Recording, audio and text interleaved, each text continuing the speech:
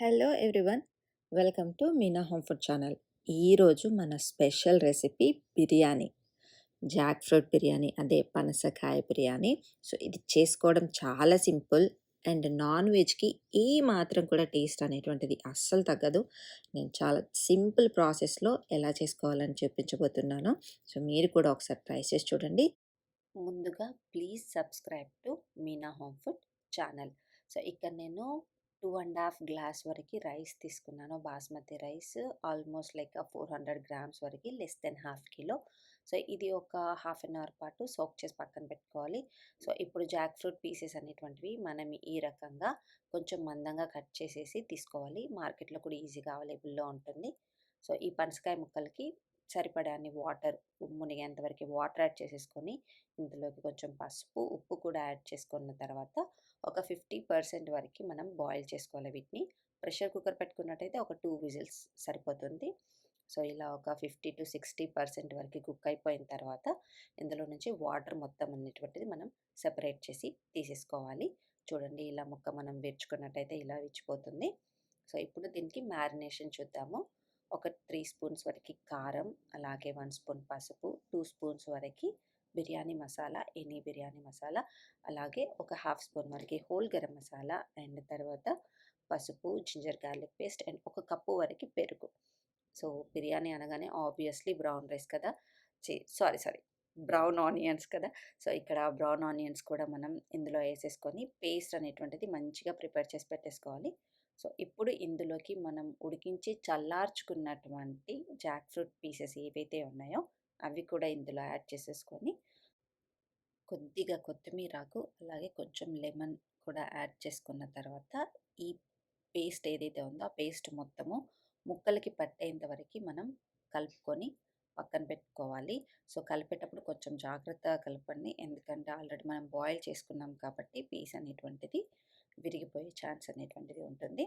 So ఇప్పుడు వెడల్పాటి ప్యాన్లోకి కొంచెం ఆయిల్ తీసుకోవాలి, ఒక 3 స్పూన్స్ వరకు. అలాగే హోల్ గరం మసాలా, షాజీరా, లవంగా, అండ్ బిర్యానీ ఆకు, దాల్చిన అన్నీ తీసుకున్న తర్వాత గ్రీన్ చిల్లీ, అలాగే ఆనియన్ కూడా వేసుకొని మంచిగా ఫ్రై చేసేసుకోవాలండి.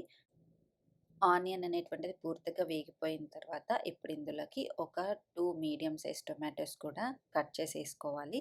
దాని తర్వాత మనం ముందుగా మ్యారినేట్ చేసి పెట్టుకున్నటువంటి జాక్ ఫ్రూట్ పీసెస్ ఏవైతే ఉన్నాయో ఆ మిశ్రమం మొత్తం కూడా యాడ్ చేసేసి ఆ టొమాటో, ఆనియన్ అండ్ ఆయిల్‌లో కొంచెం ఫ్రై అయ్యేటట్టుగా ఒక 2-3 మినిట్స్ వరకు ఇలా మీడియం ఫ్లేమ్‌లో పెట్టేసేసి కలపాలండి. సో అప్పుడే అది కొంచెం ఈవెన్‌గా కుక్ అయిపోతుంది.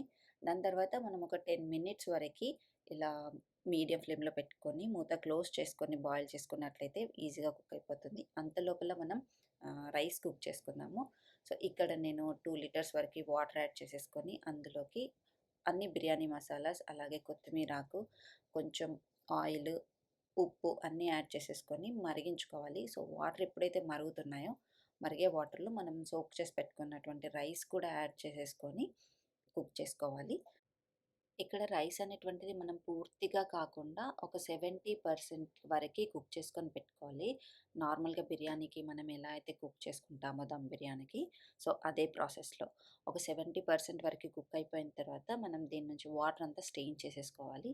సో ఇప్పుడు ఇక్కడ జాక్ ఫ్రూట్ కూడా మనకి మంచిగా కుక్ అయిపోయింది. ఒక 10 మినిట్స్ తర్వాత ఇలా కొంచెం ఆయిల్ సెపరేట్ అవుతూ ఉంటుంది.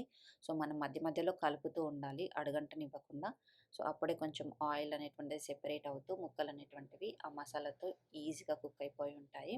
సో ఇప్పుడు ఇందులోకి మనం లేయర్ ప్రాసెస్‌లో కానీ, లేకపోతే పైనుంచి పూర్తిగా రైస్‌ని కానీ, ఇంకా ఫైనల్ ప్రాసెస్‌లో బిర్యానీకి ప్రిపేర్ చేసుకోవడమే. సో కొన్ని ఫ్రైడ్ ఆనియన్స్, అలాగే కొత్తిమీరాకు, పుదీనాకు వేసేసి రైస్‌ని వేసుకోవాలి. సో రైస్‌ని ఇలా ఒకటేసారి కాకుండా కొంచెం జల్లించుకుంటూ వేసుకున్నట్టయితే కొంచెం బిర్యానీ అనేటువంటిది విడివిడిగా వస్తుంది.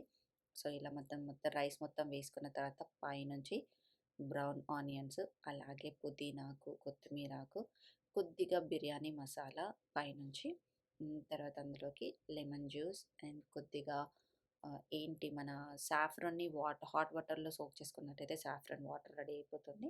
సో సాఫ్రాన్ వాటరు, అలాగే నెయ్యి కూడా యాడ్ చేసేసుకొని ఒక 10-15 మినిట్స్ వరకి లో ఫ్లేమ్‌లో మనం దీన్ని దమ్ చేసుకోవాలి. అప్పుడే బిర్యానీ అనేటువంటిది యమ్మీ యమ్మీగా టేస్టీగా రెడీ అయిపోతుంది ఆల్రెడీ. చూసారు కదా! చాలా బాగుంది కదా!